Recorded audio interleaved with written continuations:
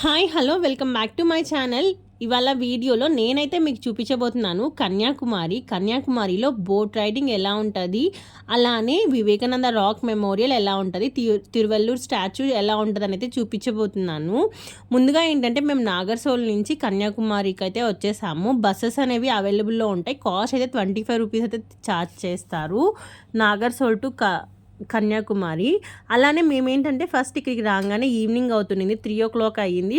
5కి అంతా అయితే క్లోజ్ అయిపోతుంది, 4 అలా. అందుకని చెప్పి మేము ఫస్ట్ అయితే బోట్ రైడింగ్కి అయితే వచ్చాము. పర్ పర్సన్ ఏంటంటే 75 రూపీస్ అయితే ఛార్జ్ చేశారు. అప్ టు 3 years వాళ్ళకి ఫ్రీ, మిగతా వాళ్ళందరూ అయితే మనీ పే చేయాలి. 75 రూపీస్ అయితే ఛార్జ్ చేస్తున్నారు. అలానే టైమింగ్స్ వచ్చి మార్నింగ్ 8:30 to 4:30, ఈవినింగ్ 4:30.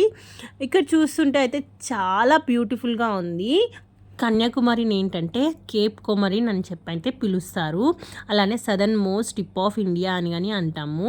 మనకి ఇక్కడ ఏంటి అంటే 3 seas కలిసి ఒకే దగ్గర అయితే కలుస్తాయి. Bay of Bengal, Arabian sea and Indian ocean అయితే కలుస్తాయి. దీన్ని ఏంటంటే మనం త్రివేణి సంగమం అని అయితే పిలుస్తాము. బోట్ దగ్గరికి అయితే వచ్చాక జెంట్స్ లేడీస్ అయితే సపరేట్ అయిపోతారు. మనకి 5 minutes కల్లా బోట్స్ అయితే అవైలబుల్లో ఉంటాయి.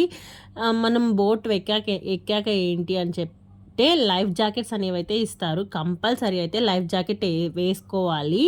ఎందుకంటే కొంచెం దూరం అయినా కానీ బట్ అలలు అనేవి చాలా ఎక్కువగా అయితే వస్తుంటాయి.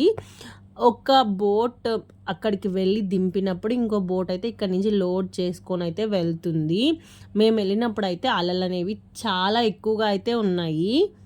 అలలు అనేవి ఎక్కువ ఉండడం వల్ల ఏంటి అంటే మనం కూర్చున్న ప్లేస్లో అయితేనే ఉండాలి, పైకైతే లేయకూడదు. మీరు చూస్తున్నారు కదా, ఒక బోట్ కనిపిస్తుంది కదా, అది వెళ్ళిన వాళ్ళని అయితే మళ్ళీ రిటర్న్ అయితే తీసుకొస్తుంది. మనం ఒక బోట్లో వెళ్తే మళ్ళీ వేరే బోట్లో అయితే తిరిగి రావచ్చు. మనం ఎంతసేపు అయినా సరే అక్కడైతే స్టే చేయొచ్చు. అప్ టు 4:30 వరకు అయితే మనం స్టే చేయొచ్చు. వివేకానంద మెమోరియల్ దగ్గరకు అయితే వచ్చేసాము. వచ్చాక ఏంటి అంటే లైఫ్ జాకెట్స్ అన్నీ అయితే ఒక బాస్కెట్లో అయితే వేసేసి అయితే పైకైతే వచ్చేస్తాము. కానీ ఇక్కడ చూడడానికైతే చాలా బాగుంది ఈ ప్లేస్. మనకి గాలి అనేది అయితే చాలా ఎక్కువగా వస్తుంది. అలానే మనం ఇక్కడికి వచ్చాక ఏంటి అంటే మనం ఇలా వెళ్తుంటే లైన్లో ఉండే వాళ్ళు ఏంటంటే రిటర్న్ వెళ్ళడానికి అయితే లైన్లో ఉన్నారు క్యూలో. అలానే ఇక్కడికి వచ్చాక చెప్పలను అయితే లీవ్ చేసేసేయాలి. 30 రూపీస్ పర్ పర్సన్ అయితే తీసుకుంటున్నారు లోపల చూడ్డానికి. టికెట్ తీసుకొని మేమైతే పైకైతే బయలుదేరాము. ఎండ అనేది చాలా ఎక్కువ ఉండడం వల్ల కాళ్ళు అయితే చాలా బాగా మండిపోతున్నాయి. అలానే మేము స్టార్ట్ అయ్యాము. స్టార్ట్ అయినప్పుడు ఫస్ట్ ఏంటంటే ఇలా స్టెప్స్ అనేవి ఉంటాయి. స్టెప్స్ ఎక్కాక ఏంటి అంటే శ్రీపాద మండపం అని చెప్పి ఉంటుంది. అమ్మవారు కన్యాకుమారి అమ్మవారు స్వామి కోసం తపస్సు చేసిన ప్రదేశం. ఆమె పాద చిహ్నాలు అయితే ఇక్కడ కనిపిస్తాయి మనకి. అలానే ఇక్కడ తిరువల్లూరు స్టాచ్యూ అయితే కనిపిస్తుంది. ఇప్పుడైతే ప్రజెంట్ అయితే కన్స్ట్రక్షన్లో ఉంది, అక్కడికి వెళ్ళడానికి అయితే అవైలబుల్ లేదు. ఇక్కడ నుంచి మనకి బీచ్ వ్యూ చూసే చాలా బాగుంది. వివేకానంద రాక్ మెమోరియల్ అంటే కన్యాకుమారి ఎవరు వచ్చినా కానీ ఫస్ట్ చూసే ప్లేస్ అయితే ఇదేను. ఇక్కడ ఏంటంటే 1892లో స్వామి వివేకానందుడు ఇక్కడ ధ్యానం చేశారట.